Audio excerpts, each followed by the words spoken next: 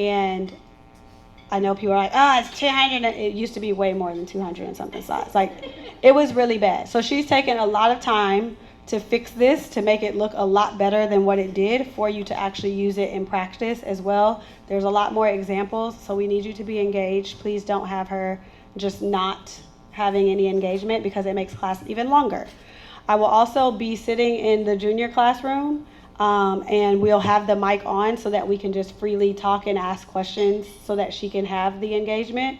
And if y'all have questions, which I know a lot of you do, I will be here after class until about 4:30-ish, and then again available on the phone, because I know y'all are worried about your exam. Okay? Were y'all able to access the review thing that I put up at least? Did that work? Okay. All right.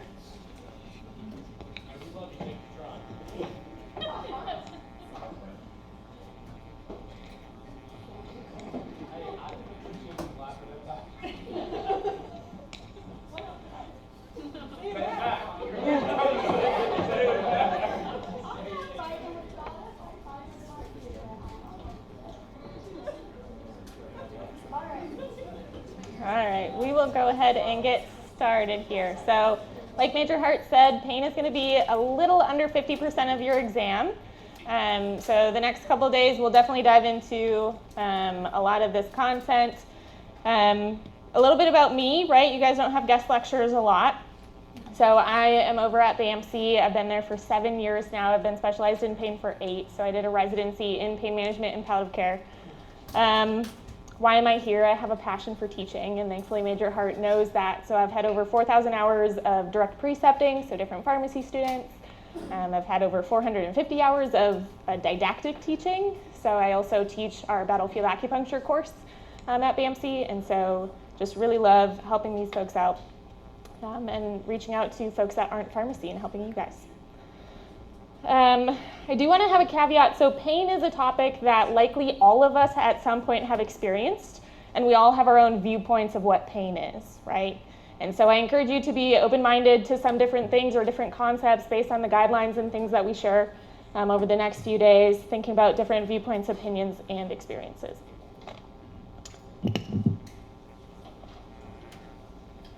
All right, because I am not in the military, I am a civilian employee. Know that these are my own views. JAG is not approving these slides.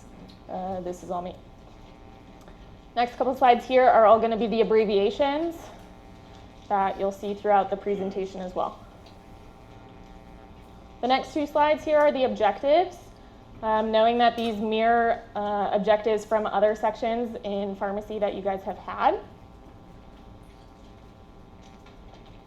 And then many of these objectives we will also be talking about throughout our example cases that we have throughout the slides here. To help break it down, and I know many, I've done this 3 times now, you guys really like to know where that breakdown is. So these are the slide numbers. So my PowerPoint deck has over 340 slides in it. You guys only have the 200, right? I've hidden a lot of slides. So you can see the slide numbers. Those will be on the bottom corner on each slide, so they don't unfortunately align with the PDF page number. But then you can see how many total pages are per area. Okay, so some folks like to know kind of that breakdown as well. Some pages you'll see a little FYI sticker on different sections. So here we see that you don't have to memorize this slide, right? But additional resources. So there's a good article from New England Journal of Medicine that has a beautiful kind of diagram in it that should be uploaded, if not today, later, when you guys do have access, looking at you guys, juniors. Different videos, modules, as well as different podcasts and databases. Content that should be available to you guys on Canvas. There's additional readings. The memory jogger slides are going to be in there. There's a comprehensive agent list. That's just an Excel document that has every single drug that we talk about throughout these pages. And then they're categorized based on what drug class they're in. The rest of the table is blank. Okay, so it's a way some folks like to fill that out as a way to study. There's a 1-page summary sheet and worksheet. And then the topicals worksheet, I passed those out today. And then the opioid calculation worksheet as well. All right. And just like that, we're already 15 slides in, right? 200? Easy. Okay, so you'll see that many of the slides might not be as content heavy. They're not going to be just lines and lines and lines of words. It's really going to help highlight kind of what is the main point per slide.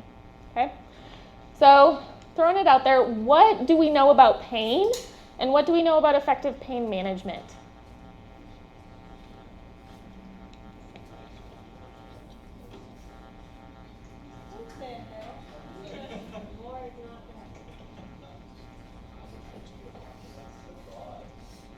It's very broad, okay?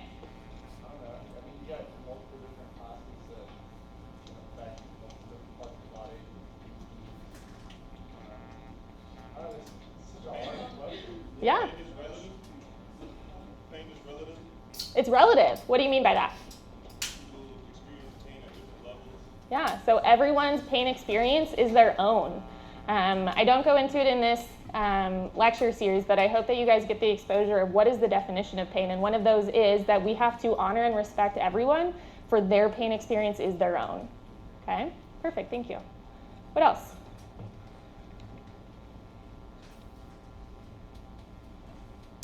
What makes effective pain management? Maintaining a therapeutic pain level means continuing them on, even if the patient isn't necessarily in pain, dosing them on their pain meds on a schedule. Yeah. So thinking about how we're dosing and how we're treating, even if they're not in pain. What types of pains come to mind when you think about that scenario? Chronic pains, yeah. So chronic pains, we often think that maybe they're not in pain right now, but they need to stay on certain medications to prevent that. So sometimes I describe pain similar to different mood disorders, right? You might not be depressed right now, but if we take away this medication, that might be a thing, right? And so blood pressure, right? Well, your blood pressure is great today. That's because the amlodipine and lisinopril that you're on are doing great, right? So pain is similar, chronic pain specifically. Any other thoughts?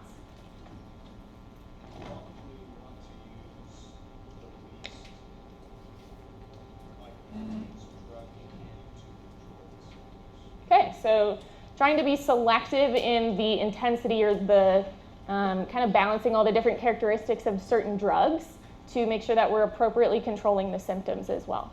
Good. Yes?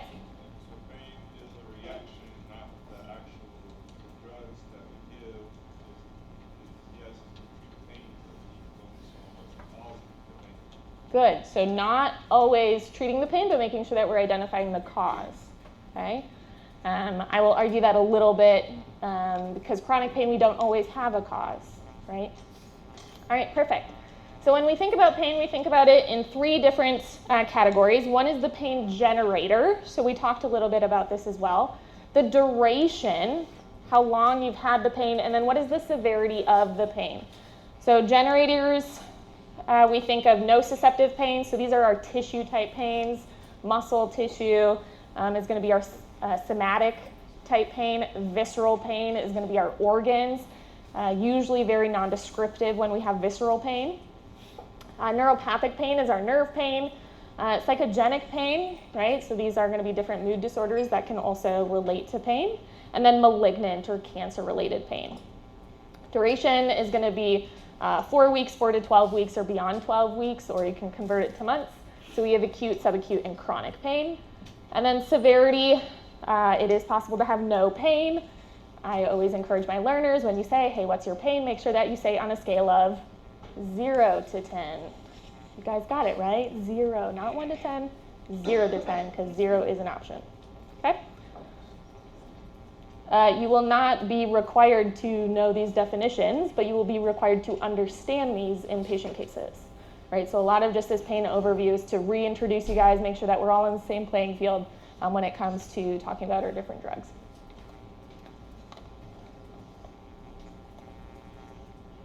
All right. So how does pain happen? And this is kind of the weird thing about pain is physically, let's talk about some of our nociceptive pain pathways. It's going to be a dynamic process where we have some stimulus that causes an internal chemical reaction that then gets interpreted by our brain, and then there's some sort of output. Okay? The formal pathways here, transduction, conduction, neurotransmission, perception, and then response and modulation are those 5 steps. And we know that different meds work at different areas along these 5 steps. I'm a very visual learner, so we're going to take this exact same slide and throw it into a picture on the next page. So we have trauma here at the bottom. Okay, we get a nail stuck in our hand. Ouch, right? But our body doesn't know that yet. So we have a nail that's in our hand. That nail is going to make little chemical signals in our hand that go to that nerve. Okay, that is the process of transduction. Drugs, I'll talk about drugs later. Okay, next step is conduction. So now we're taking that nerve that those chemicals went to, and now we're going to go to the spinal cord. Okay, that is conduction. In our spinal cord, we switch nerves, and we go up to the brain. So transmission is sending those chemical signals to the next nerve. We then bring it up to the brain to get a perception that we are having pain. And then our body chooses to have a response. We say, ouch, we remove our hand, or we pull the nail out, right? But we still have a lingering injury. So our body is going to do what we call modulation, which is where now we're going to go back down to where that chemical process is in the spinal cord to change those chemicals that are being transmitted. Okay? Medications then are going to act on different areas throughout this process. So this is another way to help you when you're thinking about mechanisms. I use this often when I'm working with my fellows of, all right, well, do we have an agent that's working on modulation for this patient? Do we have something that's working on transduction, neurotransmission, right? All these different areas for these patients. And then any error in any of these different steps can result in chronic pain. Okay? So breaking it down, just looking at some of these as well. So transduction, right? These are those little chemical things. So we have prostaglandins, we have different serotonin, we have substance P. All of these things are then going to help move that signal, transduce that signal over to the closest neuron. Transmission and modulation. So again, this is in the spinal cord where we're connecting one neuron to the other. We have both excitatory neurons and inhibitory neurons.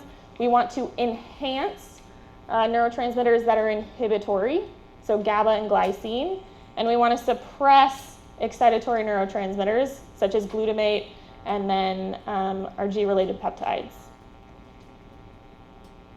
Okay. This is from your guys' textbook, so again, another way of looking at it. We have that first step going to the spinal cord, that spinal cord up to the brain, and then the brain coming back down. This downward pathway, this inhibitory pathway, that modulation is known as the STT. And here we can kind of see that we have serotonin, norepinephrine, different substances down there that many of our drugs will work at changing as well. All right. So then thinking of our drugs, this is how we'll go through them.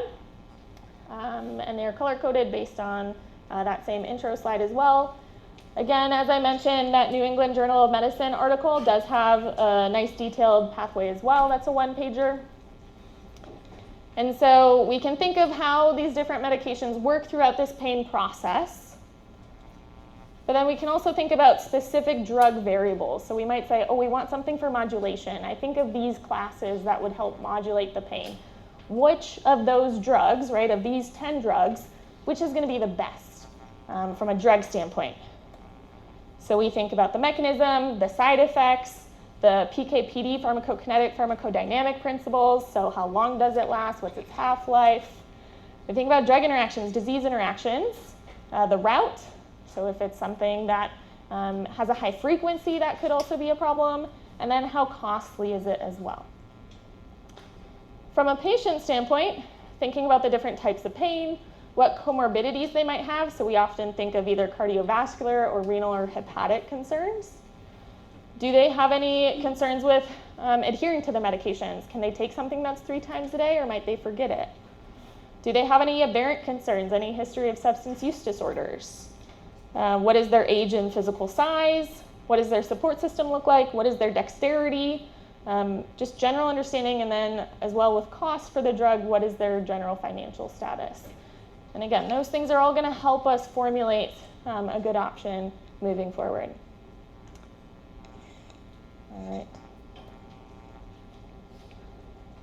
So thinking back to when you guys learned about different controlled substances, which one's best, which one's worst? Who said, or most concerning, least concerning? Yeah, best, worst could be subjective, right? Which one are we most concerned about? Ones or fives? Who says ones? Who says fives? Juniors, I'm not seeing a lot of participation.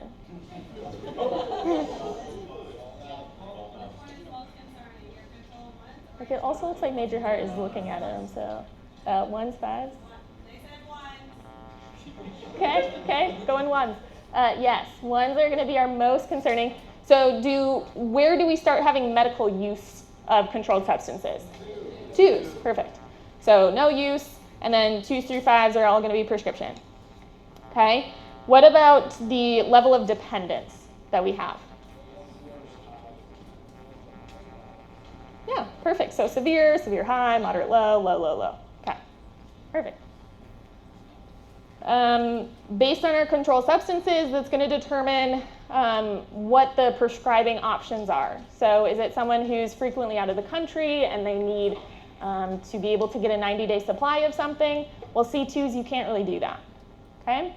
Is it something that they never want to see you other than once a year?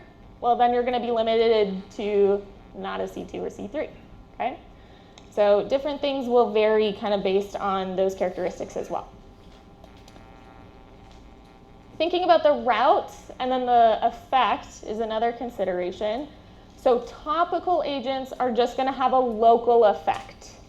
Topical is different than transdermal, which is a topical effect that then will get absorbed into the systemic circulation. Okay, so topical is just local, transdermal is going in. We'll talk about that later here. Oral, sublingual, rectal, sub-Q, IM, IV are all going to have systemic effects. And then the last effect is intrathecal, which is going to be a direct central effect. So Major Heart, in the box in front of you, there is a intrathecal pump. Yes, you can hold that up, please. So this is a Medtronic pump. I believe the juniors also have one as well. It looks like a hockey puck. It feels like a hockey puck. Okay? Has anyone seen these before? Got one. Okay, a few in juniors as well. Okay. So these are going to be implanted into the abdomen. Why do we put it in the abdomen? There's space, right? It's squishy, we can move stuff around. Cool. We have a little cord or wire that then comes off of this device, and it goes straight into that intrathecal space between the spine. Okay? So this little button here on the front is similar to the top of a medication vial. So it's rubberized, you can poke into it, you can inject medication into a reservoir that's in this device. Patients usually come back every month to 3 months, depending on how often they need to use their pump. Usually this is a constant infusion, and then they can also have on their phone, they get an app that relates to their pump that they can press as needed doses as well. What type of pain conditions do we think we're going to have pumps in? Chronic pain, right? I sprained my ankle and, I get right? Let's not. So chronic pain, usually what type of chronic pain? Kind of a mix hearing. So for sure, malignancy. Okay, if someone has any sort of cancer-related pain, as long as they have about 6 months left, IT pumps are a really good option. It's really easy to titrate these medications for them. There are very few medications that are FDA approved for this, but there's many medications that people use off-label as well. We'll mainly focus on the FDA approved medications. But you guys can pass this around. The juniors actually have a thicker one. We over here in the sophomore class have a little bit of a thinner one, but there are different varieties that you guys might encounter. And you just palpate it, you can feel it very easily under the skin. Usually it is in line. Most of ours we do without imaging when we refill it. We have one patient whose has turned a little bit that we do have to do x-ray imaging to make sure that we have entered the port correctly. Questions thus far?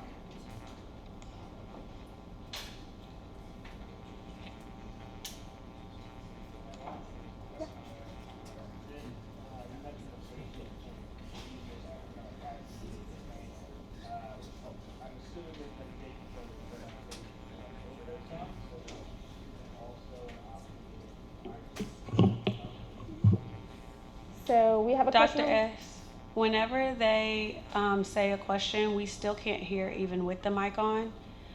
So if you can have them either come to the mic or you. Or I repeat it. Yeah. Yeah, I either can way. repeat it. Okay. So question being about intrathecal pain pumps and potential concerns for, we don't want folks to overdose on certain medications, and so how can we be considerate of that? And so usually there are timed limitations, whether it's a certain amount of push doses they're allowed to receive each day. The dose itself is set by the provider as well, so usually less than 10% of a daily dose. So it's very similar to how we would dose oral medications.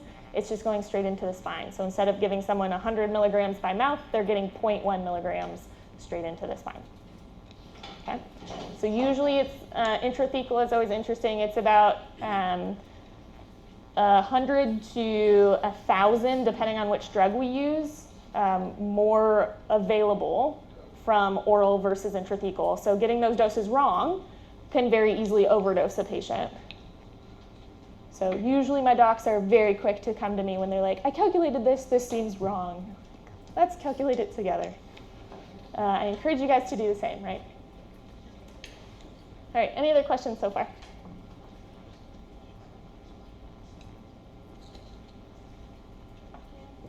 Yeah. Yes. Yep. So question just being on the pump, the middle area there, that little kind of belly button of it, that very much is where they're injecting. And they being us, right? We are the ones injecting. That is a good point, that if we have patients who were worried about substance misuse, patients can access their own port, theoretically, so we wouldn't want that to happen as well. Okay. All right, so how do we go about choosing our options? So kind of what is the algorithm? So who's heard of the WHO analgesic ladder? Popularized in the 80s. Okay, juniors? Nada? Okay. I'm glad that that's the case. So I inherited slides. And so this is something that's very much been debunked or much more classified in the terms of who do we actually use this for. So the WHO ladder is a set approach that says in patients that have cancer, based on how bad their pain is, you just treat them either with non-opioids, moderate opioids, or strong opioids. So if they have severe pain, give them strong opioids. And they don't really define what strong and weak and all these different things are. Okay? So the WHO ladder, again, is solely for cancer, and then it's based on that severity of their pain. That has then resulted in the switch to this platform or pyramid that encourages using a multimodal approach. So this also incorporates going back to the idea that we have this whole pain pathway, it kind of moves, it's fluid, and so we need to be thinking about targeting different areas throughout this pathway to really make sure that we're encompassing that whole idea of what that patient might be experiencing.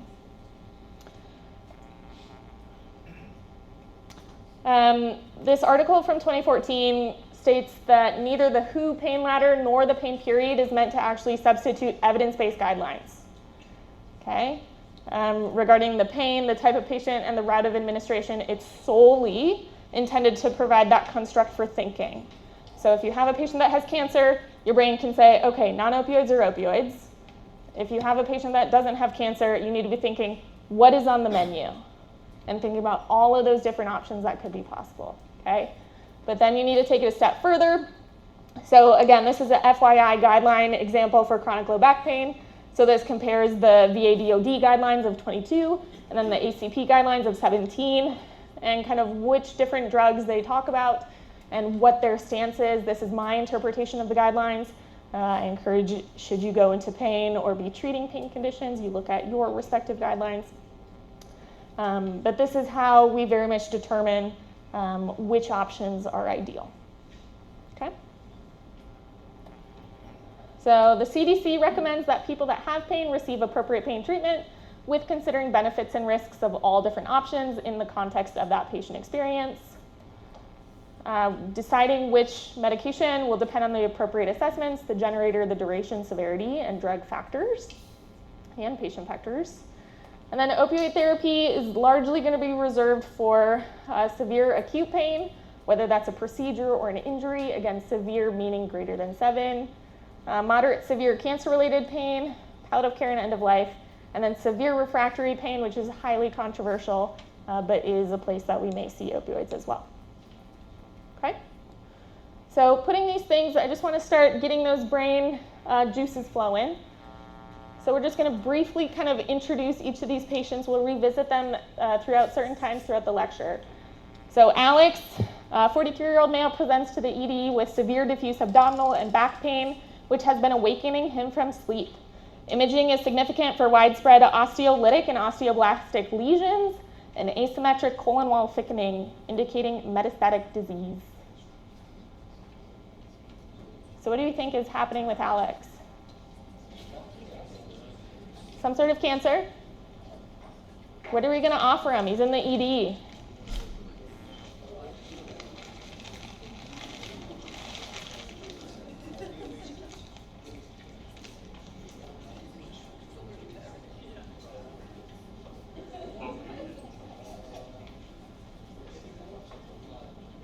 A lot of mumbling over here. Juniors, I hope you guys are doing the same. I don't visibly see it, but I'm going to trust that you are. You're just happily looking forward.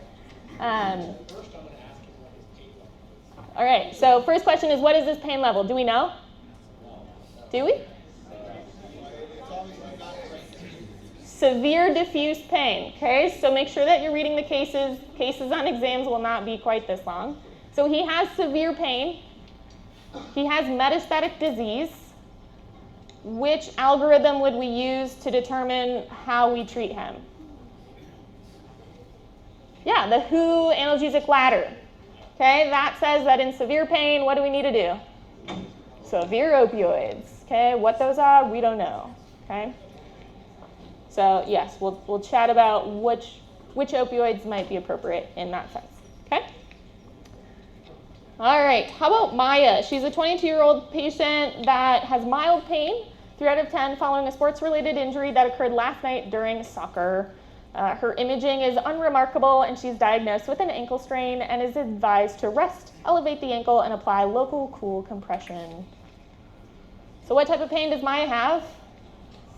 Mild pain. What type of pain does she have? What's the generator of pain?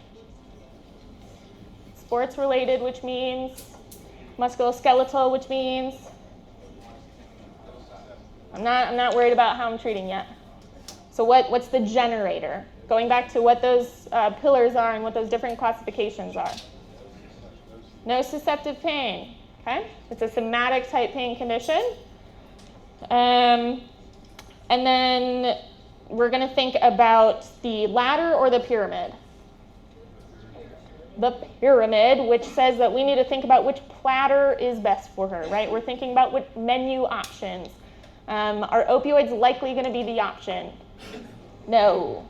Okay. All right, how about Scott? 48-year-old male, has 5 out of 10 pain, chronic axial low back pain, recently completed imaging that was remarkable for age-appropriate degenerative changes. He finds it difficult to stay motivated to complete his home exercise program and has historically not been interested in medication as he would rather tough it out. I feel like this is an excerpt straight from my notes. So what type of pain does Scott have? Okay, so his severity is moderate. What about his generator? Some sort of degenerative thing, which means, is it a nerve thing? Is it a cancer thing? Is it a musculoskeletal thing? MSK, most likely. Okay, so degenerative just means age-related, right? Things are breaking down. And then what about the timeline of his pain? Acute, subacute, chronic? We're thinking chronic, okay? So again, are we doing WHO ladder or are we doing the pyramid? Pyramid, we're trying to think of what platter he needs. He would rather tough it out. Do we think opioids might be a good option for him? No. Okay, so on the exams already, right? You can already think about like ABC, definitely not an opioid, right? Bad option right now, okay? All right, little Milo, 10-year-old male child undergoing expensive dental procedure. The pain from this procedure is expected to be severe and persists for a few days. He will initiate non-pharm interventions of local cool compression and rest. Okay, we're thinking pyramid. Acute, subacute, chronic? Acute. Type of pain? Probably some tissue, maybe some nerve, like kind of weird. It's procedural related, okay? Could opioids be considered here? Why? So we're saying yes over in the sophomore class. Why do we think that they could be considered? It's severe and it's acute, okay? So we might put opioids on that platter, okay? So to wrap up this section, the pain circuit involves all of these different 5 steps, and different medications work along these different areas. Treatment approaches are going to be based on the pain generator duration and severity and different guidelines as well, and then making sure that we're further assessing patient-related and then drug-related variables. Okay? Questions on pain overview? Juniors, feeling good? Perfect. All right, so now we're going to start diving into different medication classes. So supplements and herbals. Right, so what do we pick? Well, there's very limited clinical data regarding commonly used supplements and herbal products for chronic pain. Often it's going to be patient or provider preference. Okay, so usually if I've seen really good outcomes with something, I'm going to tell a patient. If patient is like, oh, I was on this run with someone and they were telling me all about how much they love turmeric, they're going to come to my office wanting me to start them on turmeric. Okay.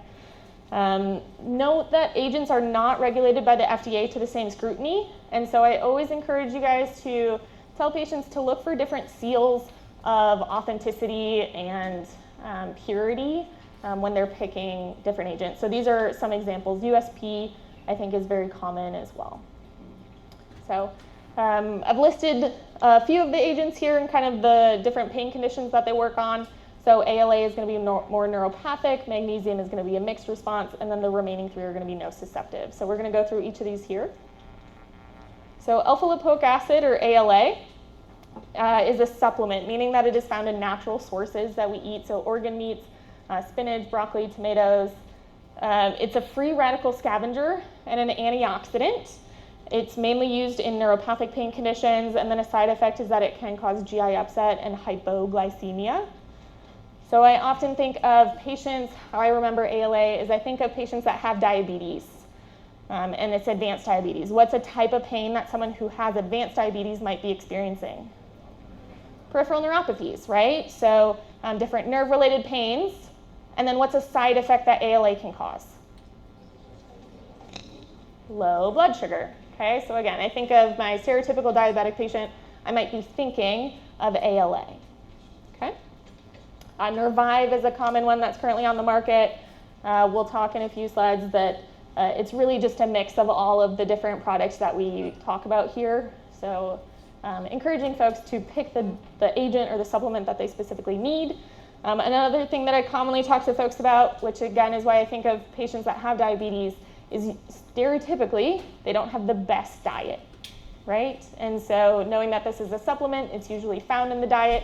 It's often a way that I disencourage folks to try ALA as long as they have a well-balanced diet. They don't need a further supplement, is my opinion. Okay. Magnesium will be the next one.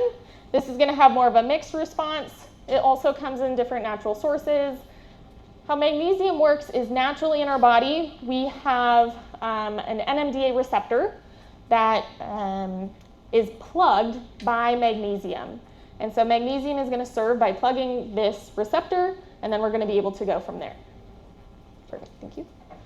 And so by plugging that receptor, we're not opening that receptor. We're no longer allowing for that action potential to generate through. And so we're preventing that pain signaling. We can use it in central sensitization, which is just a revving of our pain. I think of it like a light switch, and you have a 2-year-old, and you show them how to turn it on and off, and then they think it's fun, and then they do it again, and then you just give them the look, and they keep doing it more and more and faster. That's the idea of central sensitization. So that pain just becomes more significant and more severe. Magnesium also can be helpful in muscle cramping and migraine prevention, as well as generalized fatigue. Different formulations, and there's numerous salt forms that are available, each having different benefits. We need to be cautious in renal impairment, and then side effects largely being limited by diarrhea, and then too much magnesium can cause different cardiac palpitations. Omega-3, which you guys will discuss next week or in 2 weeks when talking about lipids. So omega-3 naturally is found in fish oil, krill oil, cod liver oil, and other foods. It's going to have anti-inflammatory effects. Oftentimes we're using it in osteoarthritis, and as you guys will learn, in cholesterol to reduce your triglycerides.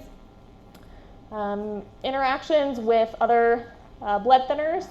Caution in bleeding disorders, as it can cause bleeding and bruising. And interestingly, while we can reduce triglycerides, it actually increases our LDLs, which is another type of cholesterol. Glucosamine is going to be helpful for cartilage repair. It is made from shellfish, or it's lab created. So it's literally just grinding shells and saying, here, this will help build your bones. We use it for OA and joint pain. It's extensively metabolized in the liver. And then again, being cautious in those that have bleeding disorders. This is one that can also be concerning in hepatic impairment. And because we are crushing shellfish, don't take it if you have an allergy to that. All right, and then our last one here, so turmeric. This one also is anti-inflammatory. We also use it for OA and other types of inflammation. It has a ton of drug interactions. It goes through many different hepatic metabolism pathways. We need to be careful in metastatic disease. This one also is concerning in bleeding and bruising disorders. And that hepatotoxicity is dose related. Usually above 2 grams, people have reported fatal outcomes.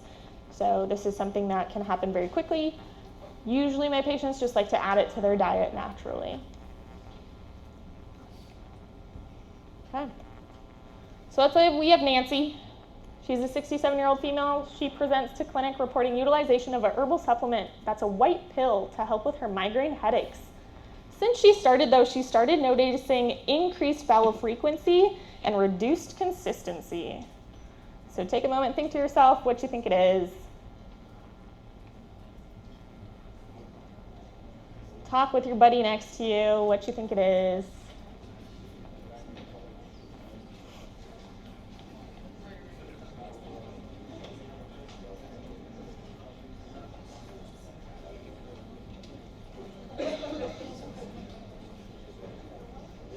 So I'm hearing rumblings of magnesium. What were the things that gave it away that it was magnesium? Diarrhea is a side effect, and the indication is hidden in there as well, okay? So usually I try to give you guys 2 things. One that's a clear shoe-in, but I hope to try to give you guys other hints in exam questions as well to help if you're between 2 different options to try to pick one, okay? So you guys don't need to know which websites and resources are most helpful, but these are some examples for those active duty folks that you're trying to determine, or for yourself, what herbals are allowed and not. OPSS is an option that you can ask them questions. I've gone to some of their lectures. They're very interesting as kind of some of the questions that they get and what they're able to look up and find on different herbal products.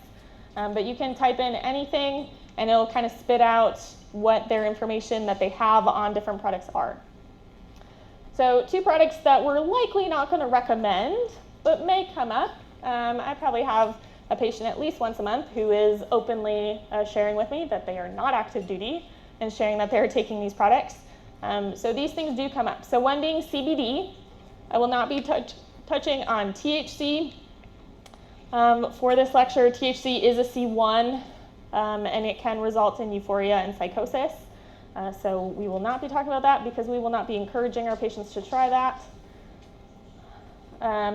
So CBD is a C1 if it's derived from marijuana. It is unclassified, so it is not controlled if it is derived from hemp. What is the difference between those two things? So hemp and marijuana or weed, they're the same plant. They just vary based on how much THC is actually in them, okay? So hemp being less than 0.3% THC, okay? These are unregulated products by the FDA, however. So we're just assuming that when it says it's hemp-derived, we're hoping that it is, okay? From an active duty standpoint, when I have folks come to my clinic and they're asking me about, hey, I saw this CBD from the gas station and I really want to try it. Well, it still has some component of THC, right? We hope it's less than 0.3% because that's what hemp should be. But I don't know if your urine drug screen is going to show positive when you have to go in, okay? So I always counsel on that potential limitation. Mechanism, it works in a ton of different ways.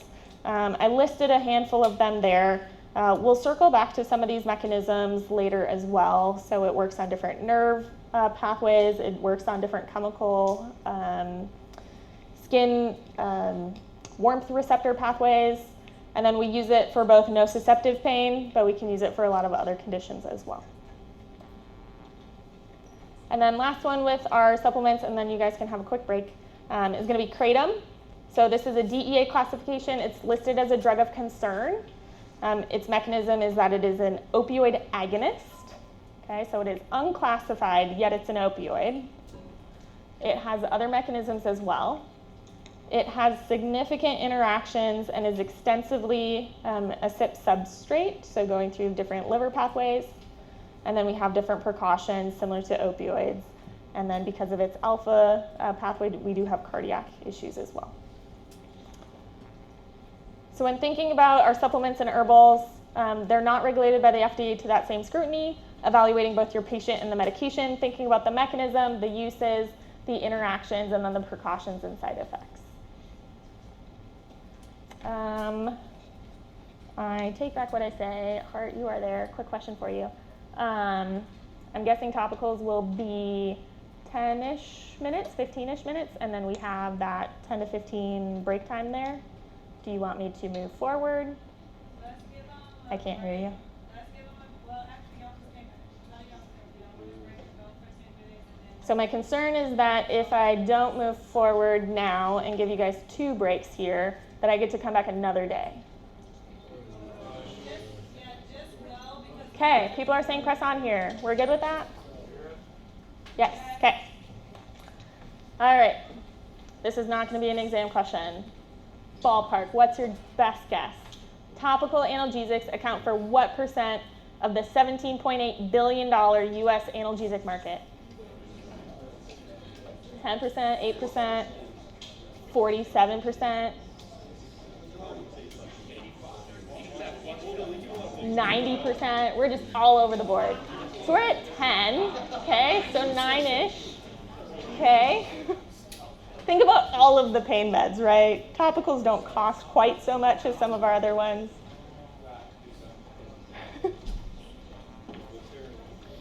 All right, so thinking about the difference between topical and transdermal. Remember that topical is just going to be a local thing. It's going to be at the site of the pain. Transdermal products are going to have a systemic absorption. So a fentanyl patch is systemically absorbed, therefore it is transdermal. So the things that we're talking about here are purely topical. You have pain here, you put it there. It's just going to work right there. It's going to essentially zap the receptors, those chemical translators, to not go to the nerve. That's all we're doing here in this pathway. Okay? However, you can get topical products that go into systemic circulation if you get the exact right conditions. We don't want this because this can lead to different overdose concerns. So if you have less skin or reduced skin integrity, so different things like burns, injury, or abrasions, increased skin hydration. This just helps reduce that diffusion resistance. and then increased blood flow. So whether that's massage, heat, or exercise. So patients that put on topicals and then jump into the hot tub, maybe not the best. Another interesting fact with topicals is that we have the idea of placebo effect, meaning that we'll have some sort of beneficial effect even if it is a sham. There's benefit in just rubbing it where it hurts. We get cutaneous stimulation, and we have a pain reduction. And then there's known analgesic effects whenever we expect there to be an analgesic effect. So if we tell ourselves, hey, this is going to help with my pain if I rub my shoulder today, we see studies show that that is a positive predictor of actually having pain benefit. Topicals also offer increased patient involvement. So if I feel like patients just need a little bit more push, I might give them a topical, even if I don't think that it's necessarily going to significantly help their pain. I just want to see if they can become an active participant in their care. All right, like I said, this is helping on that first step, that transduction pathway. Within this layer of skin, we have significant activity that helps with the inflammatory process and different excitatory factors, right? So these different neurotransmitters that are going to these sensory nerves that are then further going to the brain. An example is this transient receptor potential. These are thermoreceptors, so these TARP receptors. We have a few different ones. There's some that cause more warming effects, and then some that cause more cooling effects.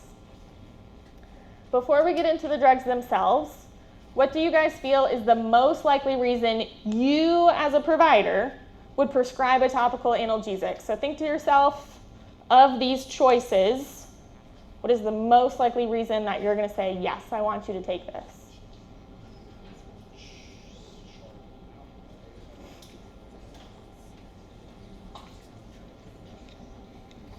All right, what's our class consensus? Who says A? Juniors looking at you, hands up. A, anyone? Okay, B's? Not a lot of B's. Okay, we don't feel like we have an idea of it. Okay, evidence-based medicine, C. Okay, many C's. And then D's, someone else recommended that you do it. Okay, we're taking ownership. I love that. That's how I'm interpreting the lack of hands. I hate to be the bearer of bad news. There is very, very, very limiting lack of evidence-based medicine to support using topicals. I'm sorry. I'm sorry. So then I think the next preferred was A. It's sadly not that either. So patient was about 30%, evidence-based medicine was about 20%, recommendation from consults, 10%, less than 10%. So your views on topical therapy is over 60% of folks that were in this trial. So they interviewed at 2 different hospitals. They interviewed all these different providers. And they found that the providers felt that that is why they choose to recommend these products. So, all right, let's bring it back a little bit more here. So who in their mind is like, oh, when I hear the word salon pos, I am there. Like if a patient comes in and I'm like, hey, let's do a topical, I'm saying salon pos. Anyone? Hands? Okay. My question is going to be, well, which one? So we can look at each of these salon pos, and we see that one is lidocaine, one is menthol, one is M-salicylate, one has camphor in it. So who says icy hot? Heck yeah, icy hot. Anyone? Couple hands. Juniors are saying a couple hands. Again, though, which one? So menthol 5%, menthol 16%, methyl salicylate 30%, lidocaine only. Oh, I hate this, you guys. Bengay? Any takers? Everyone here says no in the sophomore class. Juniors aren't looking too happy. Again, I'm crushing your hopes and dreams. They're all different therapies. Okay, there's Bengay Sport. Exact same thing. They're all the same. Aspercreme, Who would have thought? They're all the exact same variations of all the other brands. Tiger Balm. Whoa, crazy. Aleve. All right. Now we're talking about real drugs, right? What's Aleve? What's Aleve's generic name supposed to be? Naproxen, okay? So here we have menthol camphor, menthol only, and diclofenac. None of them are naproxen. Okay, what about Advil and Motrin? What should it be? Ibuprofen. What is it? Not. All right, last one. Tylenol, what should it be?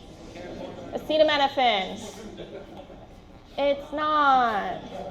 My favorite one with Tylenol specifically, so Tylenol Warming and Tylenol Precise are both just lidocaine 4%. Love it. Okay. Big Pharma, right? Okay, so whichever topical we're recommending, we need to make sure that we're talking about the ingredients, right? So when patients say that they use Salonpas or they use Bengay, I want you to be then taking it a step further. Well, what do you feel when you put it on? Do you smell anything? So these are going to be big characteristics that help differentiate between what is the actual ingredient or the chemical that we're using versus the brand name. So menthol specifically is going to be a peppermint. It's found in other mint oils. Usually we find it in BioFreeze. It has a very strong minty odor, and it's going to be a very cooling sensation. So it's hitting our thermoreceptors, our TARP receptors, that are going to result in a cool response. We can use it for minor local aches and pains. Next one is camphor. So this is actually found in woods from trees. And then usually it's found in Sarna and Tiger Balm. It has a woody, strong odor. These thermoreceptors are warming. It's also used for minor aches and pains. Camphor can be toxic. So oral administration can lead to seizures, particularly in peds, as well as pets. So if you put it on your ankles and then your dog licks your ankles, maybe we have to have a discussion, right? So another thing that I do talk to my patients about. So in the US, maximum concentration should be 11%. On large online retailers, I have been able to find it easily above 30%, okay? So know that patients could be acquiring these things that are not approved in the US as well. Next one here, methyl salicylate. What does this sound like? Salicylate, which is aspirin, okay? So this is actually extracted from wintergreen, usually found in products of Bengay, Icy Hot, and Salonpas, though not always. It also has a strong odor. It's kind of fruity and minty. We don't think that it acts like aspirin or other NSAIDs. We think that it is more of this mixed irritation that can happen. And then this also does get some systemic absorption. And so its metabolite is salicylic acid, which is just removing that one menthol group that's highlighted there. You don't have to know the chemical structure, just fun fact as a pharmacist.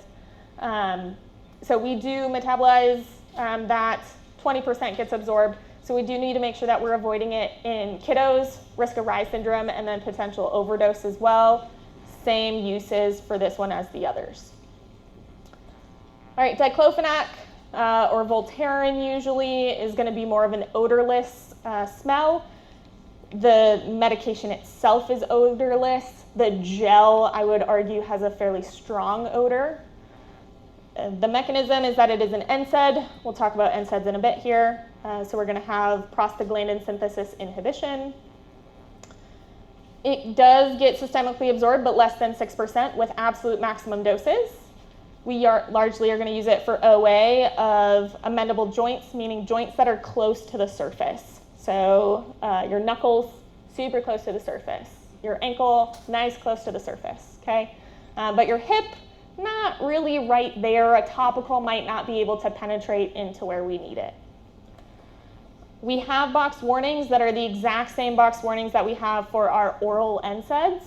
despite a very low percentage actually getting into the systemic circulation.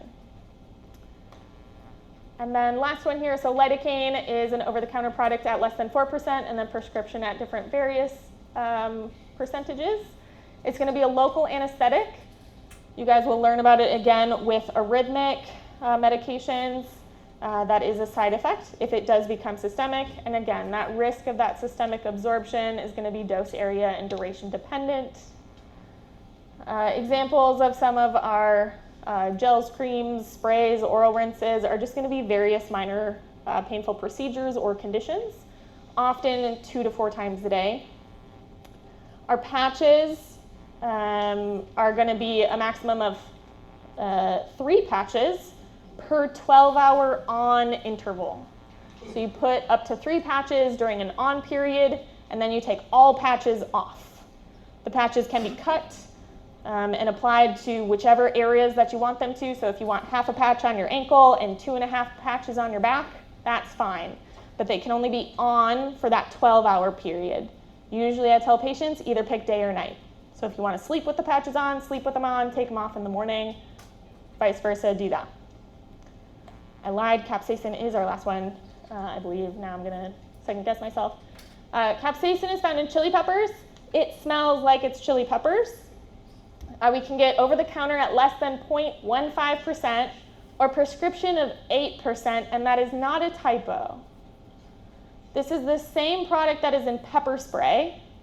What is our guess of the concentration it is in pepper spray? 15, 40, 100, right? Pepper spray is about 1.5 to 3%. Okay. Bear spray is about 5%. So 8% prescription strength. Do we want that in the community? No. So an 8% capsaicin patch must be applied in clinic. Okay? When you do it, you wear a lot of gloves, you wear eye protection, you do the whole 9 yards, because even with the door closed and you walk by, you can smell that someone's getting a capsaicin treatment. Largely the mechanization is going to be that it's a warming effect. We do actually end up burning that nerve that's there through continuous use. And so we get a structural ablation locally to those nerves. Don't place it on any wounds, on any infections, on any mucous membranes, please. And then local effects, burning, certainly. So as I mentioned, over-the-counter products, very low concentration. Prescription is going to be that 8% Q-Tenza patch. Different uses. With the patch, we have 2 specific uses. So neuropathic pain with postherpetic neuralgia, and then neuropathic pain associated with diabetic peripheral neuropathy. It's just a one-time treatment. You place that patch on either for 30 to 60 minutes in clinic. You numb the skin first. Don't worry, we numb it first. We apply the patch. We remove the patch. We clean everything else. And then that nerve is effectively ablated. They come back 3 months later. So that's kind of that life cycle of the nerve. So hence that 3-month follow-up. Cost-wise, how much do we think this 8% patch might be? Cheap? Expensive? $1,000 a patch. Okay, so we're looking at over $10K a year for someone who's getting this treatment. Okay. All right, let's wrap up here. So topicals, these are the ones that we talked about, different ones that are cooling, different warming, other mechanisms. I think of our warming ones are caliente, so the ones that start with a C are warming. Our pearls to remember that we need to evaluate both our patient and the medication factors when considering topicals, risks and benefits of using topicals, prioritizing FDA-approved ingredients, limiting any sort of compounding, which we didn't dive into here, and then making sure that we're trying to use a singular agent to minimize systemic absorption. So because these guys all have a mechanism of causing vasodilation, the more products that you integrate together, if you have camphor and M-salicylate and all these other things, you're going to have more risk of systemic absorption as well. Okay.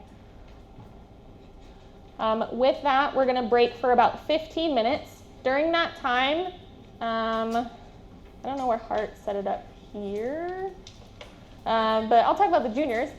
So in the juniors in the front of your area, supposedly here, we are in the back table by the microwave for the sophomores, lovely Vanna White back here.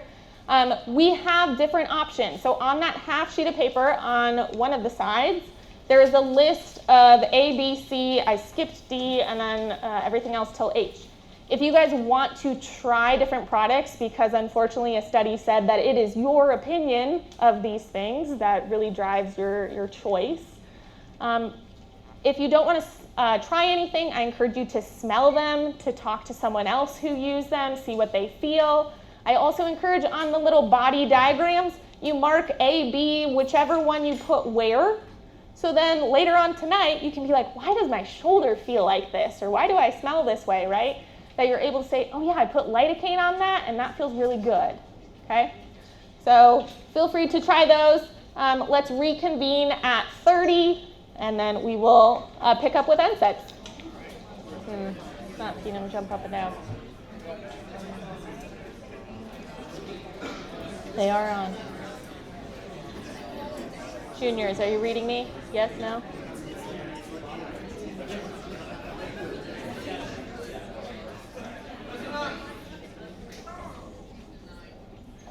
All right, let's bring it back. There we go. Okay. It's hard to yell when you're not in the room, right? Okay, so now we're going to go into our next section, which is NSAIDs. Taking a brief step back to the pain pathway, and we think about that very first step where we have injury and we have this transduction pathway, we see that prostaglandins are part of this step. In the traditional pain pathway, whenever we have any sort of cellular injury, an enzyme then converts it, or forms AA. COX takes AA and creates prostaglandins. Prostaglandins are then further metabolized to do other tasks in other tissues. So COX-1 has different mechanisms. It's very protective. It helps with mucosal lining. So it's going to be found in areas like the stomach. It can be found in platelets, the endothelium, and in the kidneys. COX-2 is going to be much more inflammation-based, usually found in inflammatory cells. It's also found in bone cells. And then COX-3 is for temperature regulation, and it's going to be found in our CNS. Okay? When we think of this pathway, right, this is causing inflammation. So we want to say, let's stop that. So this is where NSAIDs come in. So NSAIDs are going to inhibit that COX enzyme. Therefore, we are no longer producing and having that prostaglandin synthesis. NSAIDs come in a variety of preparations and formulations. NSAIDs are used in many different painful conditions, whether or not they're inflammatory mediated. We can have chronic inflammatory conditions, mild, moderate musculoskeletal pain. NSAIDs are also thought to have opioid-sparing effects, meaning that we don't need to use opioids or as many opioids when we have NSAIDs on board. We can have fever reduction, and then NSAIDs can also help with delaying and preventing labor. NSAIDs do have eye drop formulations. We are not going to get into that from our standpoint, but there are formulations of NSAIDs for the eye. The main products of NSAIDs that we will talk about are here. This is a selective list just for you guys. I pared it down from the prior lecture series that was delivered here to really what we're seeing and what we're frequently using, but know that there are probably another 10 NSAIDs, if not more, that are available and can be used. So the mechanism now is that NSAIDs are preventing this. So COX-1 traditionally is found in the mucosal lining, and it's a very preventative and protective mechanism traditionally. NSAIDs say, yeah, stop that. Stop trying to protect the stomach. Stop making a nice mucosal lining. Okay? So that's not great. COX-2 is causing that inflammation, we're stopping that inflammation, we like that response. Okay? And then COX-3 is causing that fever, we're preventing that, so now we have that anti-fever mechanism, right? The effect that we get from NSAIDs is dose dependent. So low doses are going to be very antiplatelet. So when we think of aspirin and we think of you're only taking it for heart health, they're taking a very low dose. They're taking baby aspirin, right? 81 milligrams. It's a very low dose of aspirin. And so that's just for those antiplatelet effects. Low to moderate doses are going to help with pain. So NSAIDs help with that perception of pain. So step 4 in our pain pathway. And then our antipyretic effects are also going to be at low to moderate doses. To get true anti-inflammatory effects, we need to be at high doses. And then all NSAIDs, we'll talk about here on the next probably 5+ pages, carry 2 boxed warnings. So one is cardiovascular thrombotic event, and one is GI bleeding. So which COX enzyme do we feel is responsible for, let's say, GI bleeding? COX-1. Why? The mucosal lining. So we're inhibiting that protective effect of the mucosal lining on COX-1. So now we're increasing that box, right? Now we have a box warning for GI bleeding. And then our thrombotic events. This actually aligns more with COX-2. So COX-2 causes a vasodilation response and is found in our vessels. So this COX-2 is more commonly aligned, and that CV risk is aligned with our COX-2s.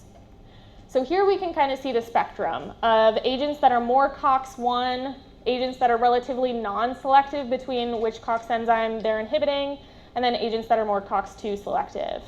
Ketorolac being the most COX-1, and then Celebrex being the most COX-2.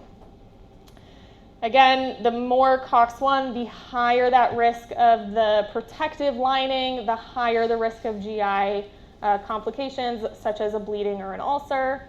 The opposite is true on the COX-2 side. We have a much lower risk of GI effects, but a much higher risk of cardiovascular thrombotic events or MIs.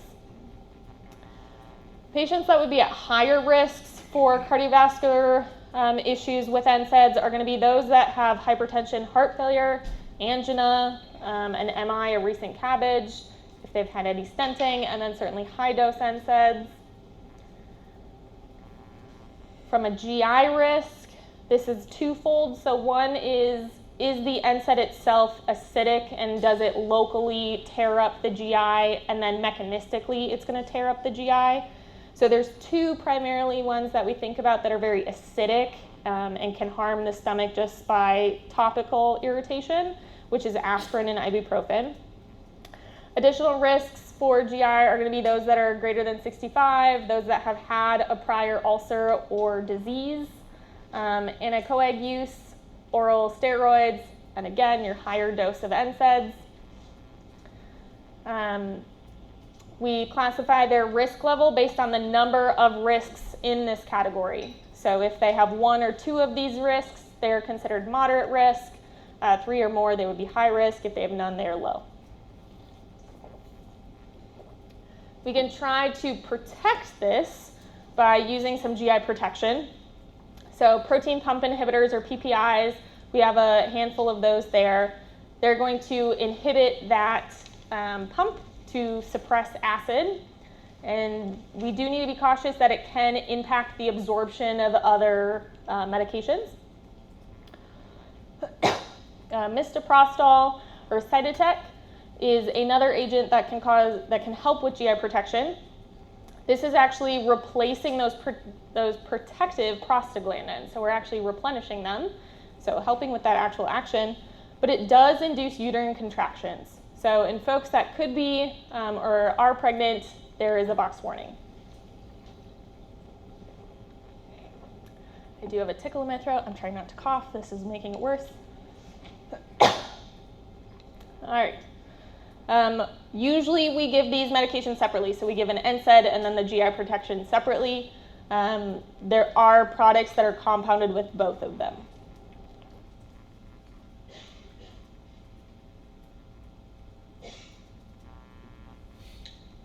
All right. I think I'll survive. We'll try. Putting it all together, We're going to map it out with this approach. So with average cardiovascular risk, so just a normal person, right, someone who doesn't have prior MIs or anything like that, and if they have a low GI risk and they have no factors, any NSAID alone is appropriate. I believe this chart should mirror a chart that Major Hart presented not too long ago. Sophomores, yes, beautiful. We worked together on this, so it should not be conflicting. Celebrex, which is going to be our most COX-2, is going to be preferred when folks have more GI risk factors, right? So we don't want to use things that are also going to cause more of that GI risk. And then when we're thinking about balancing GI risk versus cardiovascular risk, naproxen, our non-selective, is going to be for the bulk of those. And then once we're at high risk for both of those, we're either going to avoid or have Celebrex, and then our addition of GI protection varies based on that stage as well. Questions with this approach? So if you're presented with a case that tells you what their GI risk and their cardiovascular risk is, it would be expected that you could appropriately determine an ideal treatment plan. All right, additional risk factors and side effects that NSAIDs have, we do have renal concerns. So those that are on chronic NSAIDs, high-dose NSAIDs, if they have any sort of volume depletion, heart failure, vascular disease, diabetes, shock and sepsis, lupus, advanced stage, and then many different medications that are also going to impact kidney function. So here's an example picture where we see the NSAIDs are going and they are dilating that afferent arteriole, and then we have many of our ACEs and ARBs that are actually, I said it wrong, NSAIDs are constricting the afferent, other ones are dilating the, why can't I think of the efferent? There we go. All right. Other side effects, dizziness, edema, dyspepsia, similar to the GI risks. We can have reduced cartilage repair, so some surgeons feel strongly about this, bone surgeons particularly, where they cannot be on NSAIDs until they have appropriate fusion. So if there's any sort of screw that's going into bone, they need to get appropriate imaging to see that that screw has been accepted and that bone has been formed. So don't blanket statement give everyone with bone-related pain NSAIDs, because there is that concern. That's just life advice. All right, so let's say we have Scott, chronic low back pain, degenerative changes, doesn't really want to do things, wants to tough it out. Do we think that Scott could get any of the medications that we've talked about thus far?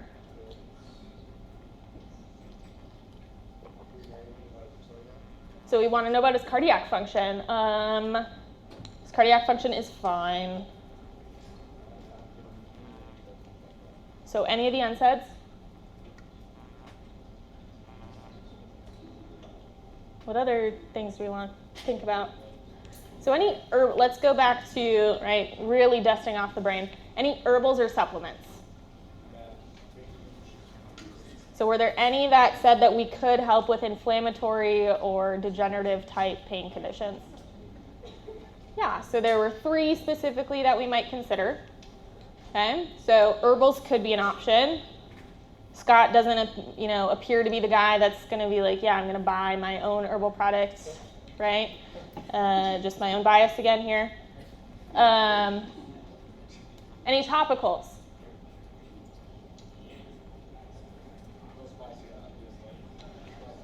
Okay, so some want to go right to a little spicy, right? Capsaicin. We could. My personal counseling is likely Scott's going to sweat a little bit. If he's putting capsaicin on his low back and he sweats, okay, we have some very strong feelings about that vision, right? So we don't want that going down into any sort of mucous membranes.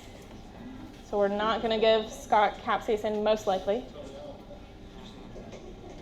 So it leaves us with NSAIDs, right? Up until this point, it leaves us with NSAIDs. So we need to know about his cardiac history, right? Does he have hypertension? Does he have anything else that could be going on? What other factors do we need to consider? GI history. Okay, Scott drinks Alcohol occasionally. He's young. Okay. He's not had an ulcer before. So we might be able to determine what his GI risk is, or you might be prompted what his GI risk is, and then we could determine a choice from there.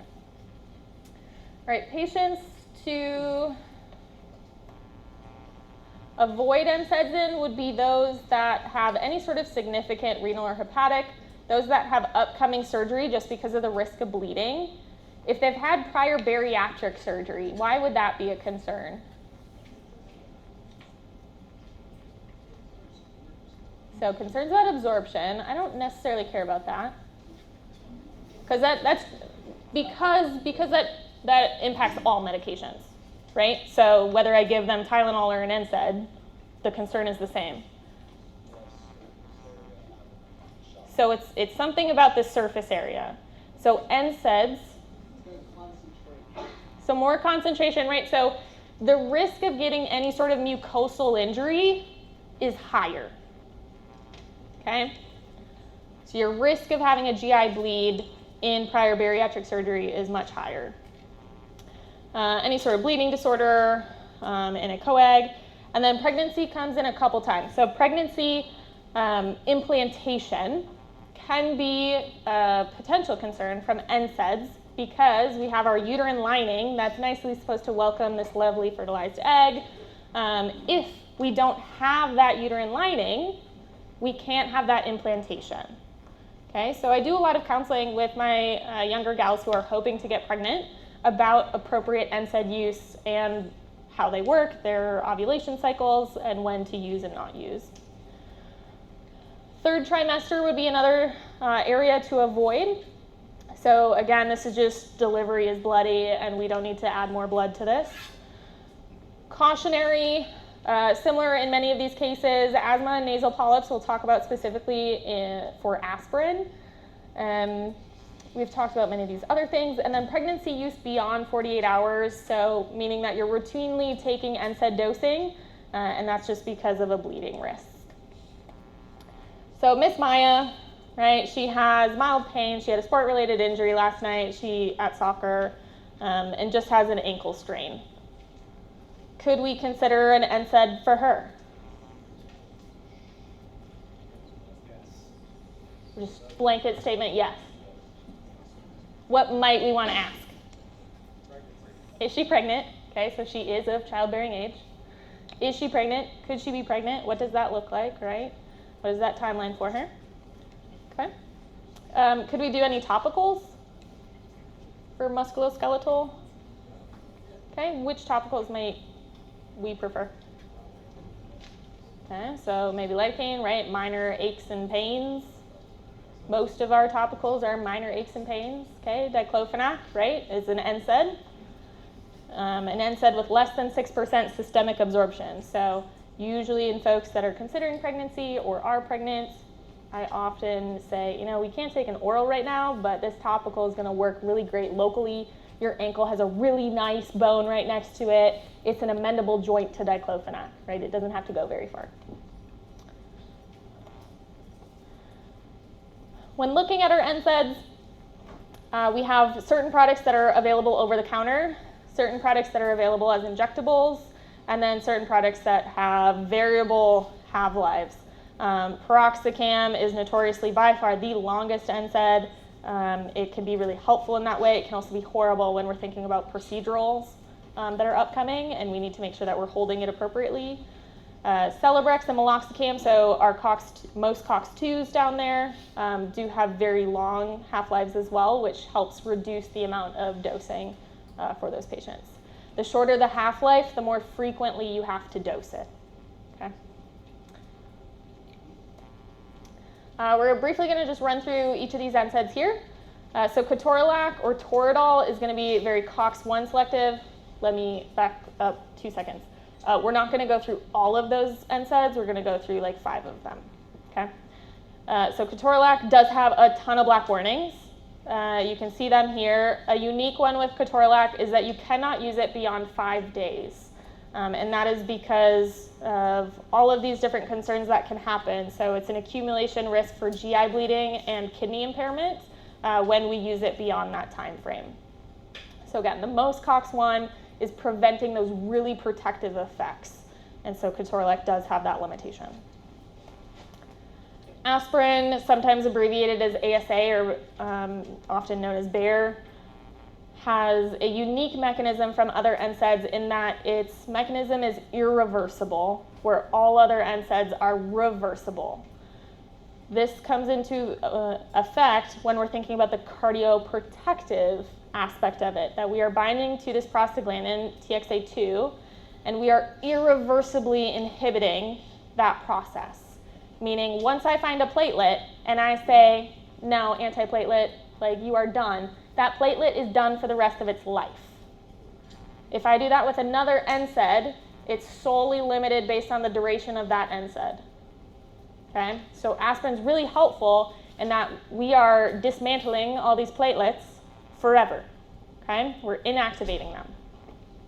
That being said, if someone is on low-dose aspirin and an NSAID at the same time, we need to be giving the aspirin first to bind to those platelets, to tell those platelets, hey, don't work. Okay? Then we can take an NSAID for pain. Okay, but we need to have that irreversible effect first. As already mentioned, this is acidic, and so can add further GI concerns. We're going to go just a little bit longer. I know we started late. So let's talk about Gigi. She is a 76-year-old female. She's caring for her lovely grandson this weekend and is desired to keep her general aches and pains at bay. She's on a multivitamin, calcium and vitamin D. She has atorvastatin, low-dose aspirin, and metformin. So is Gigi a candidate for NSAIDs?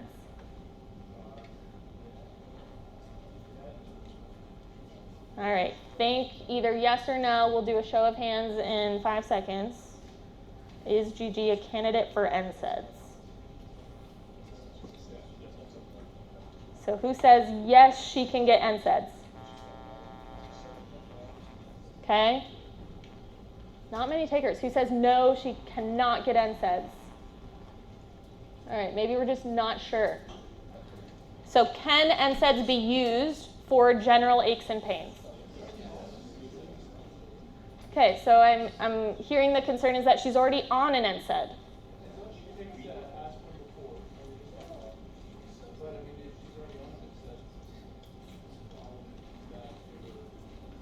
Okay, so an argument that's being made here is if she's already on aspirin, right, we just need to be mindful of the dosing, right? So if she's already on an NSAID, we could give more NSAID, right?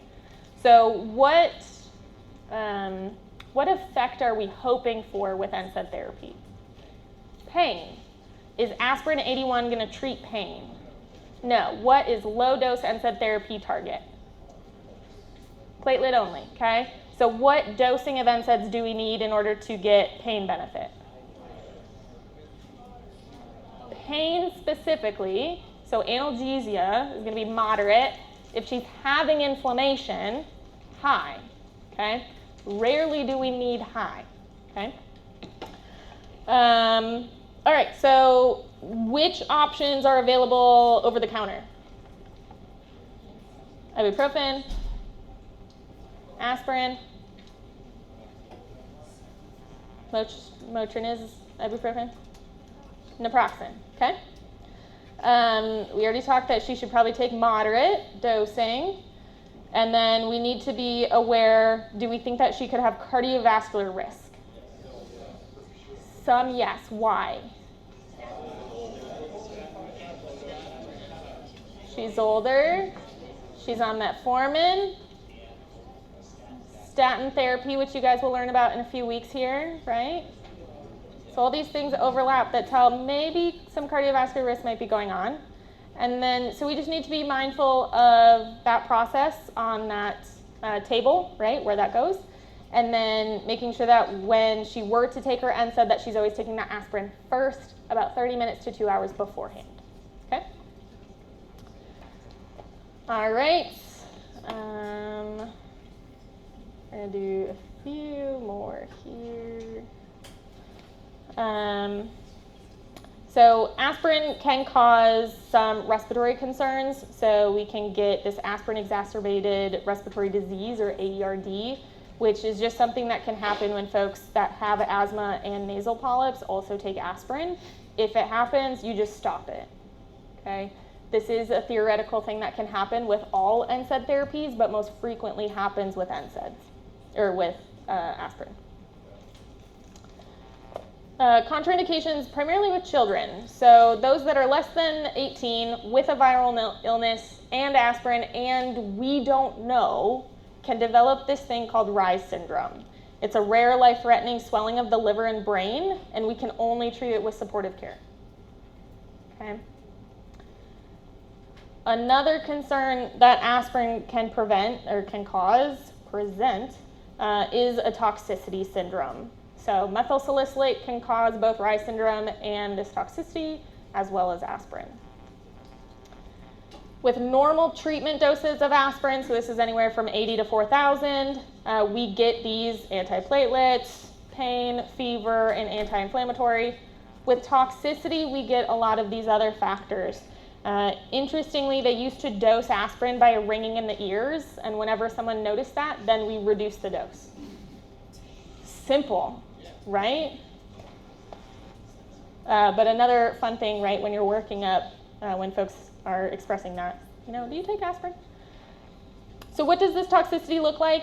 It is a mixed acid-base disorder. We have respiratory alkalosis. It's not always present in children, and then we can get a metabolic acidosis. We have that increase in temperature, heart rate, nausea, vomiting, confusing, that ringing in the ears. Ultimately, we can result in that seizure and death. How we treat that is usually with activated charcoal if we can, if it's early enough. Sodium bicarb is by far going to be our mainstay with aspirin toxicity, and then worst case, we can do dialysis. There's other things as well, so oxygen, glucose, and then certainly electrolytes if needed. One last point here with aspirin is that aspirin can form a bezoar, or like a mass, when a lot of it is ingested together, and so sometimes you do need to do endoscopic removal to get that out to prevent further absorption. And note that aspirin is found everywhere. I'll leave you with this slide of Jackson. We'll pick back up with him tomorrow, talking about how he just really loved ingesting the rest of his grandmother's orange-flavored aspirin. Okay? All right. So we'll pick up tomorrow. Thank you guys for being patient. If you guys want to try any more topicals, I'll pick those up here in a second.